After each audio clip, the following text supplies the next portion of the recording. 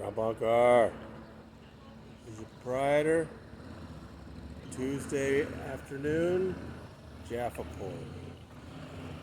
Hey, I just wanted to check in with you about a couple of fun stories that hit the Substack.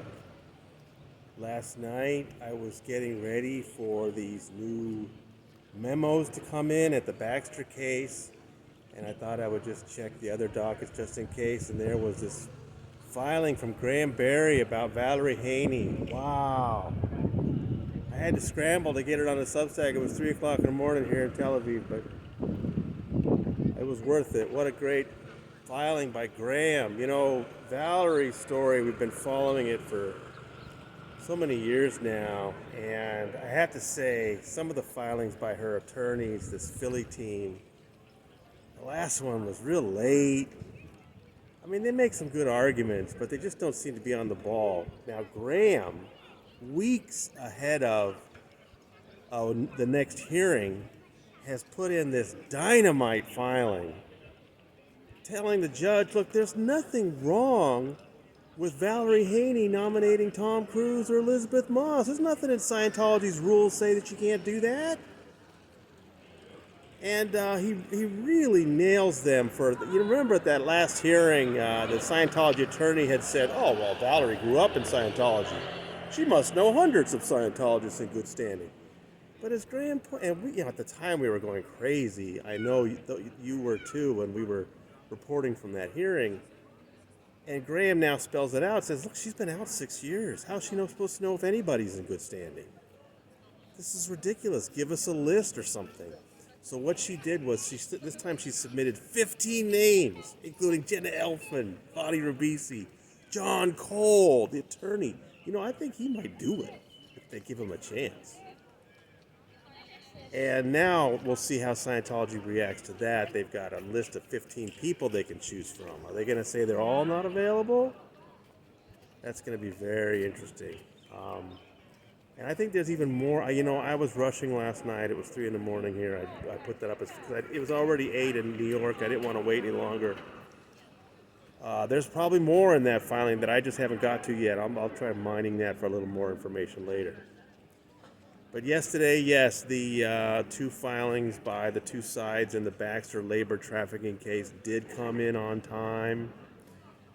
If you remember in that case, and just to finish up on Valerie, for those of you who aren't 100% sure about this, particularly if you're seeing this on YouTube, you're not sure what we're talking about, please come to tonyortega.substack.com.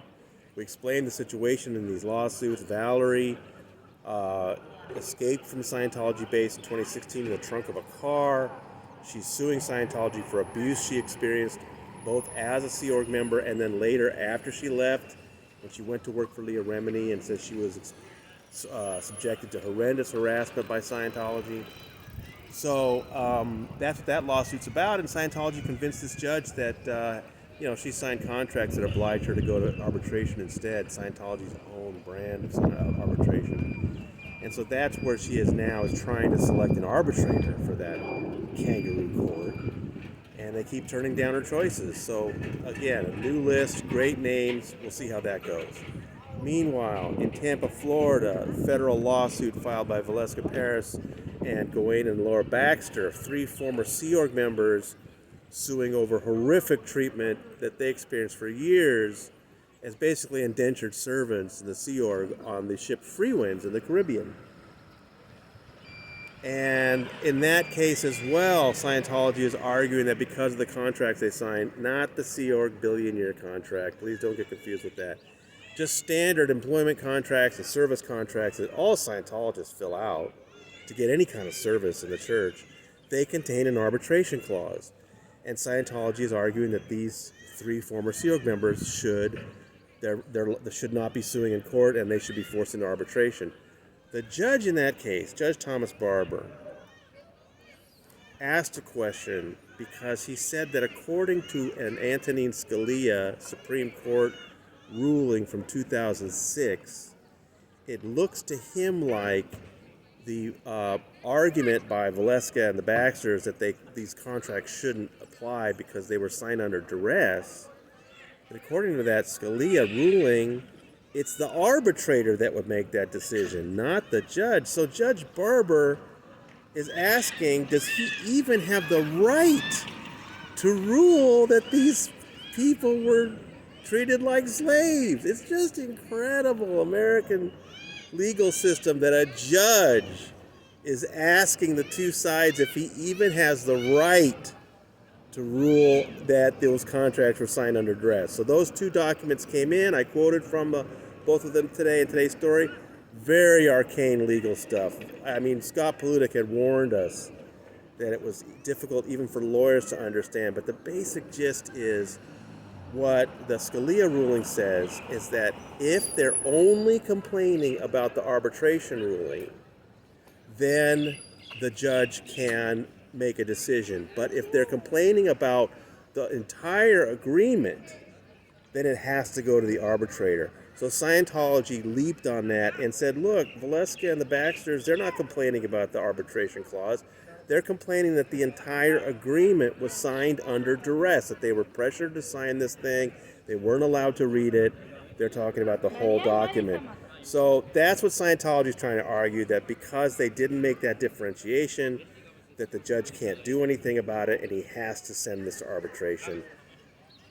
Valeska's attorneys are saying, no, that's a misreading of the Scalia ruling, that they are just complaining about the arbitration portion of the agreement. Really complex. I have to say, of the two, the Scientology attorney's brief is easier to understand. I don't know if that counts in federal court, but the one by Valeska's attorneys was much more difficult to get through.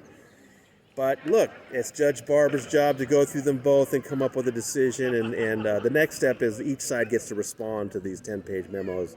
So we'll see some shorter responses come in, and then Judge Barber will make a decision. Really arcane, difficult stuff. But, you know, an important lawsuit hangs in the balance, and we will be keeping an eye on it. Again, a judge is asking, can he rule on something he sees right before his very eyes, that these workers were forced to sign these documents? It's just incredible. Just incredible. All right. Well, one more time, kudos to Graham Barry. Great filing he put out. I encourage you to take a look at that quote I put in today's story at tonyortega.substack.com. If you're on YouTube, please go over there, sign up for free emails. You see all of our stories as soon as they come out. All right. Jeff Laporte is your proprietor, signing out.